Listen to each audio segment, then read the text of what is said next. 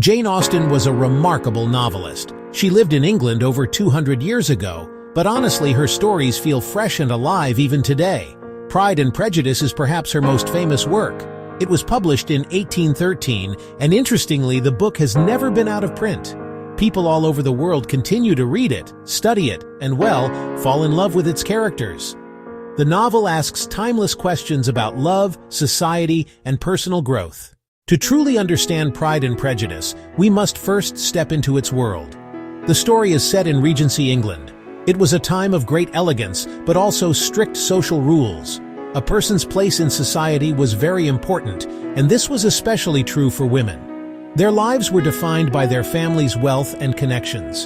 For women of the gentry, like the Bennet sisters, options were limited. Their financial security and social standing depended almost entirely on making a good marriage.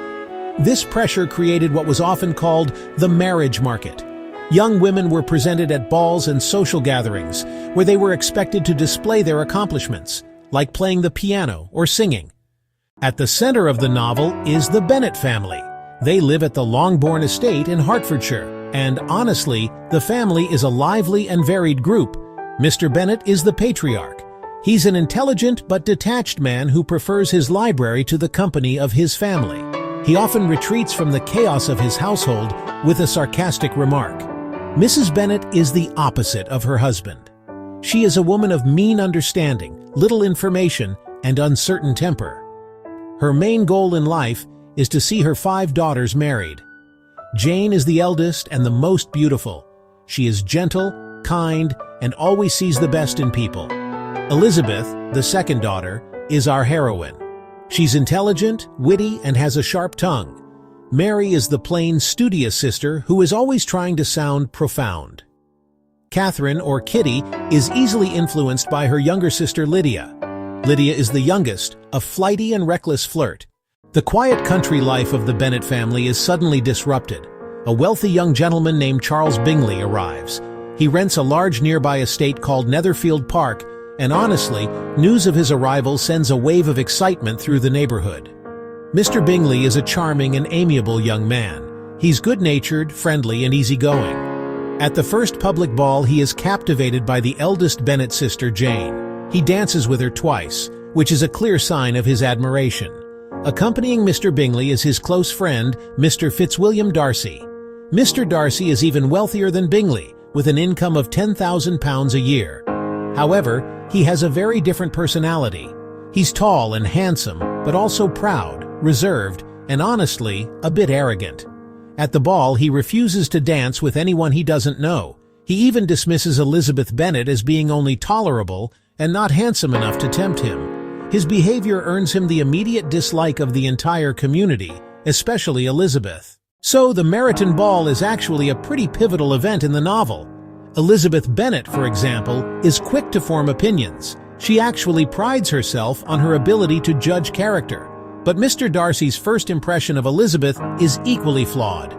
He initially dismisses her based on her looks and her family's lower social standing. However, he soon begins to notice her intelligence and lively mind. He's intrigued by her witty conversation and her expressive eyes. But when she overhears Mr. Darcy's insulting comment about her, her opinion of him is basically sealed. Her pride is wounded, and honestly, she just resolves to dislike him intensely. Now the relationship between Jane and Bingley is much simpler at first. They're immediately drawn to each other, and their attraction is based on genuine affection and shared good nature. But her reserved nature makes it difficult for others to see the depth of her affection. Mr. Darcy, watching them, misinterprets her shyness as a lack of real interest. So, the novel's title, Pride and Prejudice, points directly to its central themes. Pride is most obviously seen in Mr. Darcy. His aristocratic background has made him overly conscious of his social status. It's his pride that causes him to behave so arrogantly at the ball, and it's also what makes his first marriage proposal to Elizabeth so offensive. But, Elizabeth has her own form of pride. She's proud of her intelligence and her ability to make quick, accurate judgments of character. She pretty much readily believes the charming Mr. Wickham's lies about Darcy because, well, they confirm her negative opinion. And, prejudice isn't just Elizabeth's flaw. The people of Meryton are quick to judge Darcy as arrogant and disagreeable. Lady Catherine de Bourgh is deeply prejudiced against Elizabeth because of her lower social rank and lack of connections. Jane Austen's genius as a writer really shines through in her masterful use of literary techniques. One of her most powerful tools is dramatic irony. Throughout the novel, we're aware of Darcy's growing feelings for Elizabeth long before she is. Another great example is Mr. Collins. He's convinced he's a charming and desirable suitor, but we, along with Elizabeth, see him as a ridiculous and pompous fool. Austen also uses character contrasts to really highlight her themes. The most important contrast is between Elizabeth and her sister Jane. Jane is all sweetness and acceptance, while Elizabeth is witty, critical, and quick to form opinions. Her rejection of Mr. Collins is a powerful statement. She refuses to sacrifice her personal happiness for financial security. Crucially, Austen tells the story primarily from Elizabeth's point of view. She uses a technique called free indirect discourse, which lets the narrator slip into Elizabeth's thoughts and feelings. We see the world through her eyes, share her witty observations, her initial dislike of Darcy, and her shock when she learns the truth. For over 2 centuries, critics have debated the meaning and significance of Pride and Prejudice. One area of discussion is Austen's realism. Some critics really praise her for her detailed and accurate portrayal of the landed gentry in Regency England. Another major topic of critical debate is the novel's feminism. Elizabeth Bennet is a strong, independent heroine who challenges the expectations placed on women, but, other critics offer a more cautious view. They point out that the novel still ends with marriage as the ultimate goal. Despite these debates, there's wide agreement on Elizabeth Bennet's status as a modern heroine. Unlike a lot of heroines of her time, she's not perfect. She makes mistakes, she's prejudiced, and she has to undergo a pretty significant personal transformation. She really embodies a spirit of intellectual and personal independence that continues to inspire readers today. The climax of the novel is really a journey of transformation for both Elizabeth and Darcy. After Darcy's letter, Elizabeth begins this painful process of self-examination. She realizes her prejudice has made her completely blind. Darcy also goes through a profound change.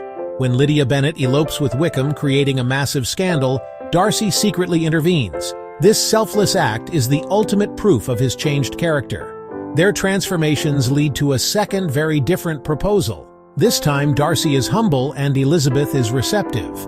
They have both shed their initial pride and prejudice, and they're now able to see each other clearly. Their marriage isn't just a romantic fairy tale ending. It's a union of 2 intelligent, mature individuals who have earned their happiness through personal growth.